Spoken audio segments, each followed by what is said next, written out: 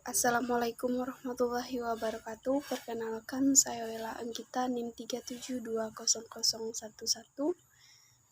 Di sini saya akan melakukan presentasi makalah kelompok saya, yaitu Manajemen Bisnis Syariah tentang kualitas sumber daya manusia syariah.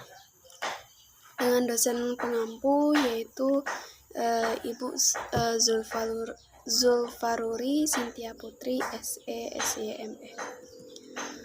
Yang pertama yaitu kita masuk ke dalam pengertian SDM. SDM adalah salah satu faktor yang sangat penting, bahkan tidak dapat dilepaskan dari sebuah organisasi, baik institusi maupun perusahaan. SDM juga merupakan kunci yang menentukan perkembangan perusahaan. Pada hakikatnya, SDM berupa manusia yang dipekerjakan di sebuah organisasi sebagai penggerak pemikiran dan perencana untuk mencapai tujuan dari organisasi tersebut. Selanjutnya, beberapa pendapat ahli mengenai definisi SDM ini.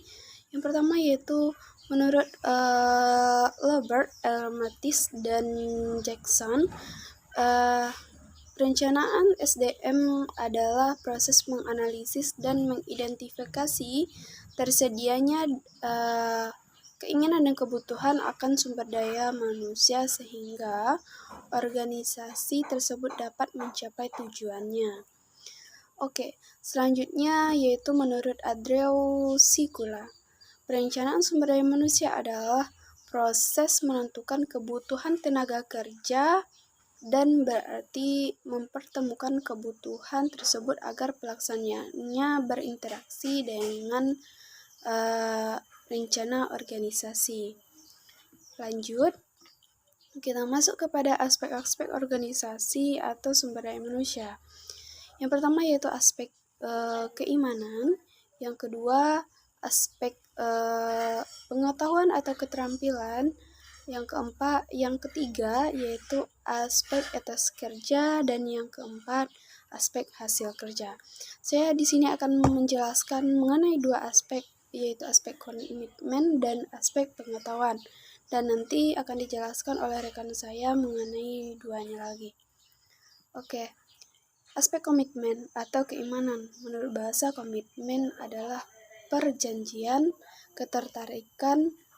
keterikatan untuk melakukan sesuatu, kontrak. Sedangkan menurut Goroling, komitmen adalah suatu janji dan sumpah untuk melakukan sesuatu yang ditunjukkan sebagai tindakan jangka panjang, ikatan, atau keterlibatan. Selanjutnya yaitu kita masuk kepada aspek pengetahuan. Aspek pengetahuan atau keterampilan di sini yaitu pengetahuan hasil tahu dari manusia yang sekedar menjawab pertanyaan what. Pengetahuan merupakan hasil dari tahu, dan ini terjadi setelah orang melakukan penginderaan terhadap suatu objek tertentu. Penginderaan penciuman, rasa, dan raba. Pengetahuan atau kognitif merupakan dominan yang sangat penting membentuk tindakan seseorang. Terima kasih. Wassalamualaikum warahmatullahi wabarakatuh. Selanjutnya saya kembalikan kepada rekan saya, yaitu saudara Roflis. Assalamualaikum warahmatullahi wabarakatuh. Baiklah, saya Roflis dengan NIM 37214. Saya di sini akan melanjutkan pembacaan materi makalah kelompok kami, yaitu aspek etos kerja. Aspek etos kerja yaitu semangat kerja yang dilandasi oleh nilai-nilai atau norma-norma tertentu.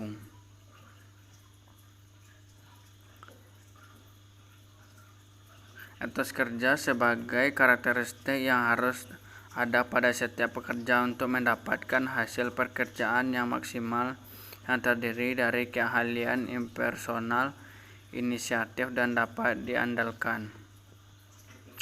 Aspek hasil kerja. Aspek menurut Petty, etos kerja sendiri mencakup 3 aspek, yaitu keahlian interpersonal, inisiatif, dan dapat diandalkan. Kompensasi dan benefit syariah. Kompensasi merupakan pengeluaran dan biaya bagi perusahaan. Perusahaan mengharapkan pengeluaran dan biaya kompensasi ini memperoleh imbalan presentasi kerja yang lebih besar dari karyawan supaya perusahaan tersebut mendapatkan laba yang terjamin. Ada pendapat para ahli tentang pengertian kompensasi, yaitu dapat diberikan. Menurut Tahir Malik, kompensasi kerja adalah semua pendapat yang berbentuk uang atau barang langsung atau tidak langsung yang diterima karyawan sebagai imbalan atau jasa yang diberikan pada perusahaan.